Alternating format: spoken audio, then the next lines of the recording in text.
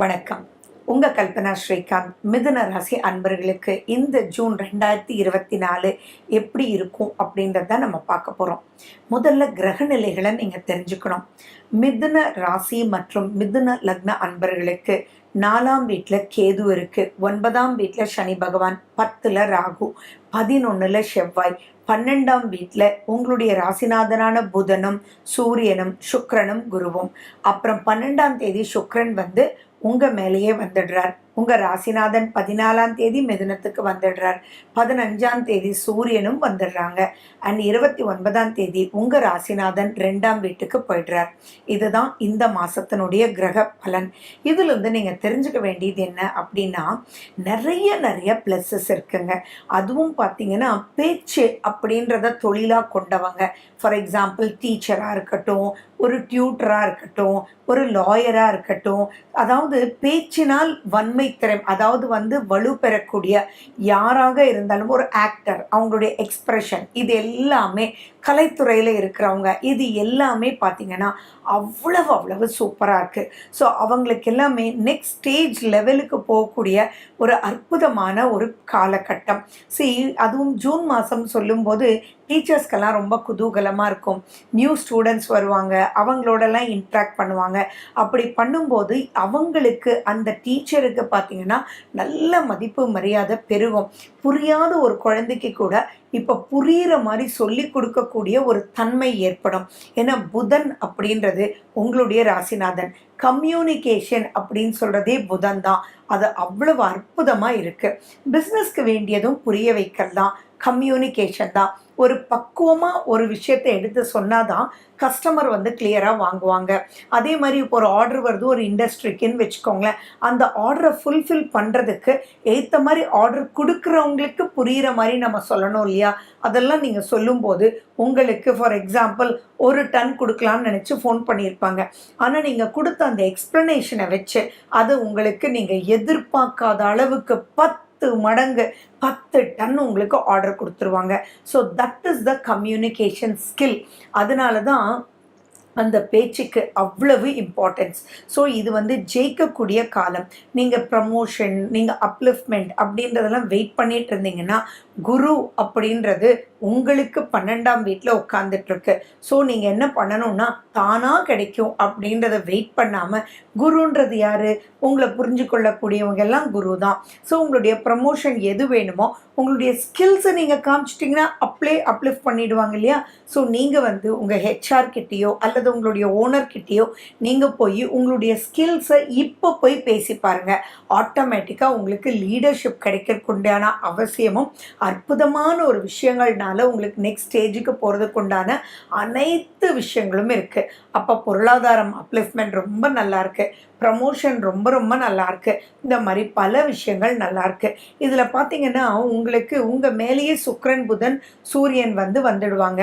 And 12ஆம் வீட்டில் தான் வந்து ஃபஸ்ட்டு இருக்கிறாங்க. 12ஆம் தேதி 14 15 தேதி வரைக்கும். அப்போது நீங்கள் எந்த ஒரு விஷயமாக இருந்தாலும் நீங்கள் விரயம் பண்ணி ஜெயிக்கிற மாதிரி இருக்கும். செலவுகள் செஞ்சு அதன் மூலிமா அப்லிஃப்ட்மெண்ட் வர மாதிரி இருக்கும். பட் அந்த செலவு வீணாகாது அப்படின்றது மைண்டில் நீங்கள் ஞாபகம் வச்சுக்கோங்க. ஒரு விஷயத்துக்கு செலவு பண்ணி அதன் மூலியமா நீங்கள் டபுள் டமாக்கா அடிக்கக்கூடிய அளவுக்கு அற்புதமான காலகட்டம். ஸோ செலவுக்கு பயப்பட வேண்டாம். பட் அந்த செலவு பண்ணி அதுக்குண்டான அப்லிஃப்ட்மெண்ட் கிடைக்குதா அப்படின்றது மட்டும் நீங்கள் பார்த்துக்கோங்க.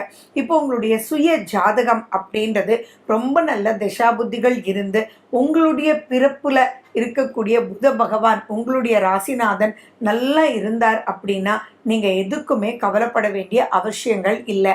ஏன்னா எதுவுமே கம்யூனிகேஷன் தான் வெரி இம்பார்ட்டன்ட். நிறைய சண்டை சச்சரவுகள் எதுவாக இருக்கலாம். ஏன்னா 11ஆம் வீட்டில் செவ்வாய் இப்போ வந்திருக்கும் போது நீங்கள் கரெக்டாக போய் உங்களுடைய மூத்த சகோதரர் சகோதரிகளுக்கிட்டெல்லாம் ஏதாவது பிரச்சனைகள் இருந்திருந்தால், இப்போ ரொம்ப முக்கியமான பிரிவினையெல்லாம் செய்ய வேண்டிய காலகட்டம் இருந்ததுன்னா அவங்களோட நீங்கள் கம்யூனிகேஷன் சாந்தமாக பண்ணணும். ஏன்னா 11ஆம் வீடுன்றது லாபகரமாக இருக்குது. அதில் செவ்வாய் ஆட்சி பெற்று இருக்கார்.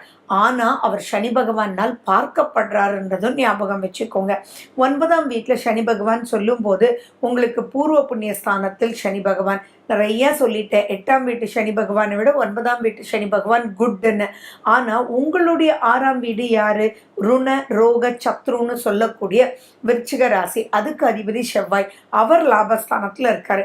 இந்த இடத்துல நீங்கள் கிளியராக ஒன்று புரிஞ்சுக்கணும். என்ன அப்படின்னா, எந்த ஒரு விஷயமாக இருந்தாலும் அந்த இடத்துல கொஞ்சம் விரயமாயி வரக்கூடிய வாய்ப்புகள் இருக்கு. ஆனால் பிரச்சனைகளை முடிவுக்கு கொண்டு வர்றதுக்கு இது மிகப்பெரிய அற்புதமான ஒரு மாதம். அதாவது என்னன்னா, சனி பகவான் அப்படின்றது ஒரு பெரிய நீதிமான், அவர் பெரிய ஜட்ஜுங்க. அப்போ அந்த இடத்துல பணிவு, நிதானம், சுறுசுறுப்பு இதெல்லாம் இருந்தது அப்படின்னா நீங்க எதிர்பார்க்கறத பல ரூபத்துல கொடுப்பார். ஏன்னா அவருடைய பார்வையும் உங்களுடைய லாபஸ்தானத்துக்கு மேலே இருக்குது. ஸோ அந்த இடத்துல எப்படி நான் சொல்ல வரேன்னா, பிரச்சனைகள் வரும். ஆனால் அந்த பிரச்சனையை ஹேண்டில் பண்ணி சூப்பரான அப்லிஃப்ட்மெண்ட் இருக்கும். இது நம்ம சொல்லலாம், ஒரு 40 வருஷமாக பிரச்சனை போயிட்டுருக்குப்பா, எங்கள் அப்பா காலத்துலேருந்து போயிட்டுருக்கு, எங்கள் பெரியம்மா பசங்க இவங்க எல்லாருமே ஒரு ஷேர் பிரிக்காமல் இருப்பாங்க அப்படின்னு சொல்லி அந்த இடத்துல உங்களுடைய கம்யூனிகேஷன் ஸ்கில்லை வச்சு அதில் ஒரு 20 பேர் இருக்கட்டுமே, அவங்களோடலாம் இப்போ பேசும்போது நீ என்ன விட்டு கொடுப்ப, நீ மட்டும் விட்டு கொடுத்துருவியா அப்படின்னு கேட்பாங்க. ஓகே, நான் விட்டு கொடுத்துட்றேன். என்னங்க இவ்வளவு நம்ம சண்டை போட்டுட்டு வராமலே இருக்கிறதுக்கு கொஞ்சம் விட்டு கொடுத்து வந்தால் தப்பா அப்படின்னு சொல்லி நீங்கள் எடுத்து பேசும்போது அங்கே உங்களுக்கு உண்டான மதிப்பு மரியாதை அதிகமாகும். எவ்வளோ பெரிய பிரச்சனையும் நீங்கள் ஈஸியாக சுமூகமாக ஜெயிக்கக்கூடிய காலகட்டம். ஏன்னா 6ஆம் அதிபதி செவ்வாய் 11ல் உட்கார்ந்துருக்கு அப்படின்றதெல்லாம் மிகப்பெரிய வரப்பிரசாதம். ஸோ இந்த பாயிண்ட் எல்லாம் நீங்கள் கரெக்டாக நீங்கள் செயல்படுத்திக்கோங்க. ஆனால் அகெயின் அண்ட் அகெயின் நான் சொல்கிறேன், ஆரோக்கியத்தில் கொஞ்சம் எச்சரிக்கை தேவை. எதுவுமே இது ஜொலிக்கக்கூடிய காலகட்டம். 10ஆம் வீட்டில் ராகு இருக்கிறது ரொம்ப ரொம்ப சூப்பர். 10ல் ஒரு பாவியாவது இருக்கணும்னா அந்த இடத்துல ராகுவே குருவோட வீட்டில் இருக்கிறது அப்படின்றது ரொம்ப ரொம்ப அற்புதம். ஸோ எது எடுத்தாலுமே உங்களால் டக் டக் டக் டக் டக் டக்குன்னு போய் வளைஞ்சி நெளிஞ்சு எங்கெல்லாம் குனியணும் எங்கெல்லாம் நிமிரணும் அப்படின்றத தெரிஞ்சு அது கம்யூனிகேஷன் மூலியமாக நீங்கள் சூப்பராக பண்ணி வரும்போது பிரச்சனைகள் எல்லாமே முடியும். இதில் ரொம்ப ரொம்ப ரொம்ப எச்சரிக்கையாக இருக்கணும். எதில் அப்படின்னா, உங்களுடைய சந்திராஷ்டம நாட்களின் போது ரொம்ப எச்சரிக்கையாக இருங்க. ஏன்னா சந்திரனும் அங்கே சேர்ந்துருவார். அப்போ சந்திரன் அங்கே சேரும்போது சந்திரன் சுக்கிரன், சந்திரன் புதன், சந்திரன் சூரியன் செகண்ட் ஹாஃபில், அண்ட் சந்திரனுக்கு 12ல் ஃபர்ஸ்ட் ஹாஃபில் இவ்வளோ கிரகங்களும் சேர்ந்துருக்கு. அப்போது நீங்கள் அந்த இடத்துல ரொம்ப பொறுமையாக எல்லாம் ஹேண்டில் பண்ணி உங்களுடைய சந்திராஷ்டமணிக்கு சட்டுன்னு ஒரு கோபம் வந்து எல்லாமே டப்புன்னு உடஞ்சி போயிடும். ஸோ அதனால் சந்திராஷ்டம நாட்களில் எந்த ஒரு விஷயத்துலையும் ரொம்ப கவனமாக இருங்க. ஏன்னா இந்த தடவை வரக்கூடிய சந்திராஷ்டமம் பெரிய பெரிய பூகம்பமாக பெரிய பிரச்சனைக்குள்ள உங்களை இழுத்து விட்டுரும். வார்த்தையில் ரொம்ப ரொம்ப எச்சரிக்கையாக இருக்கணும். எல்லாமே தெரிஞ்சிருந்தாலும் அல்பமாக அவங்க பேசினாலும், போப்பா என் தாத்தா அப்படி பண்ணாரு எப்படி பண்ணாருன்னு சொல்லி பழைய பழைய விஷயங்கள் எல்லாம் உங்களுக்கு பேசினாலும் சரின்னு சிவனேன்னு இருந்து இந்த பிரச்சனையை பார்ப்போமா, அப்போ நான் தான் பிறக்கலையே அப்படின்ற மாதிரி நீங்கள் சொல்லணும். அதுதான் 11ல் செவ்வாய் இருந்து நீங்கள் ஜெயிக்கக்கூடிய காலகட்டம். இதே தான் நீங்கள் ஹவுஸ் ஒய்ஃபாக இருந்தாலும் சரி, எந்த ஒரு விஷயமாக இருந்தாலும் கொஞ்சம் செலவுகள் செய்து அதன் மூலிமா குதூகலத்தை கொண்டு வந்து யோசிச்சு பாருங்களேன். இவ்வளோ பெரிய பிரச்சனையை நீங்கள் விட்டு கொடுத்து மட்டும் ஜெயிச்சிட்டிங்கன்னா அந்த 20 பேரோட பேசுகிறீங்கன்னு சொல்கிறேன், அந்த 20 பேரோட குடும்பம் உங்களை எப்படி அப்லிஃப்ட் பண்ணி பார்க்கும். ஸோ இந்த இடத்துல விவேகத்தோட எதை பேசணும், எதுக்காக பேசுகிறோம் அப்படின்றத நீங்கள் முக்கியமாக தெரிஞ்சுக்கணும். சரி, யாருக்கெல்லாம் மனசு சரியில்லை, டிவோர்ஸ் ஆகிற அளவுக்கு இருக்கோ அவங்கெல்லாம் போய் கூட இப்போ நிதானமாக மேபி 10 வருஷமாக கேஸ் நடந்துட்டு இருக்கலாம், யாரும் விட்டு கொடுக்காம இருக்கலாம். இப்போ அது நீங்கள் பெண்மகளாக இருந்தாலும் சரி, ஆண்மகனாக இருந்தாலும் சரி, அவங்களோட டைரெக்டாக போய் பேசினா ஞாபகம் வச்சுக்கோங்க. ருண ரோக சத்ருஸ்தானத்தினுடைய செவ்வாய் லாபஸ்தானத்தில், அப்போ சனி பகவானுடைய பார்வை இதில் ப்ளஸ்ஸும் இருக்குது மைனஸும் இருக்குது. அந்த இடத்துல உங்களுக்கு வம்புக்கு இழுத்து இப்படி பண்ணல வச்சு அப்படின்னு கேட்பாங்க. ஓகே, கேட்டுக்கோ. ஆனா இப்ப என்ன பண்ணலாம் அப்படின்ற ஒரு விஷயத்துக்கும் நீயும் சுகமாக இரு அப்படின்ற ஒரு விஷயத்த நீங்கள் உண்மையான மனசோட சொல்லும்போது எப்படிப்பட்ட விஷயத்துலேருந்து அது நல்ல பொருத்தமுள்ள ஒரு மேட்சிங்காக இருந்தால் ரீஜாயின் ஆகிறதுக்கு எக்கச்சக்கமான சான்சஸ் இருக்குது. அல்லது இல்லை செட் ஆகாதுன்னு இருந்தால் அதை ஜவ்வு மாதிரி இழுக்காமல் ரைட் ஓகே நீ உன் வேலையை பார், நான் உன் வேலையை பார்க்குறேன் அப்படின்ற ஒரு விஷயத்த கொண்டு வந்து முடிச்சு கொடுத்துக்கிறோம். இந்த மாதிரி பல விஷயங்கள் நம்ம சொல்லிகிட்டே போகலாம் அப்லிஃப்ட்மெண்ட்டுக்கு உண்டானது. அதே மாதிரி இப்போ இன்னொரு முக்கியமான விஷயம் என்னென்னா, காதலில் யாரெல்லாம் இருக்கீங்களோ உங்கள் ஃபேமிலிக்கு இந்த மாதத்தை போய் சொல்லிடுங்க. அப்போ சொல்லும்போது அதை அவங்க புரிஞ்சுக்குவாங்க. கம்யூனிகேஷன் ஜாஸ்தியாச்சு, அந்த பிரச்சனையும் வெளியில் வந்து சால்வ் ஆகிடும். ஸோ உங்களுக்கு நன்மையாகவே நடக்கும். அதுக்கு உங்களுக்கு வேண்டிய வழிபாடு அப்படின்னா பெருமாளினுடைய வழிபாடு, விஷ்ணு சகசரநாமம், துளசி தீர்த்தம், பச்சை கற்பூரம், இதெல்லாம் உங்களுக்கு இன்னும் சாதகமாக அமையறதுக்கு பல விஷயங்களை இழுத்து நல்லா ஜெயிக்க வச்சிடும். சந்திராஷ்டமம் மட்டும் ரொம்ப ரொம்ப முக்கியம். ஓகே, சந்திராஷ்டமம் மிதுன ராசிக்கு எப்போ அப்படின்னா 23ஆம் தேதி 10:50 26ஆம் தேதி 1:50 நடு ஜாமம் வரைக்கும் இருக்கு. நான் முதல்லயே சொல்லியிருக்கிற மாதிரி ரொம்ப எச்சரிக்கையாக இந்த காலகட்டத்தில் இருந்துக்கோங்க.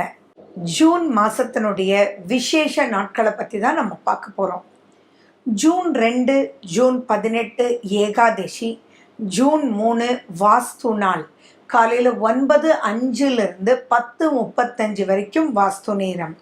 4ஆம் தேதியும் 19ஆம் தேதியும் பிரதோஷம், 5ஆம் தேதி கார்த்திகை விரதம், 6ஆம் தேதி அமாவாசை, 7ஆம் தேதி சந்திர தரிசனம், 10ஆம் தேதி சதுர்த்தி விரதம், 12ஆம் தேதி ஷஷ்டி, 14ஆம் தேதியும் 29ஆம் தேதியும் அஷ்டமி, 15ஆம் தேதி ஆனி மாத பிறப்பு, 15ஆம் தேதியும் 30ஆம் தேதியும் நவமி, 21ஆம் தேதி பௌர்ணமி, 25ஆம் தேதி ஸ்ரவண விரதம். மேலும் விவரங்களுக்கு போன் நம்பர் 9842226655.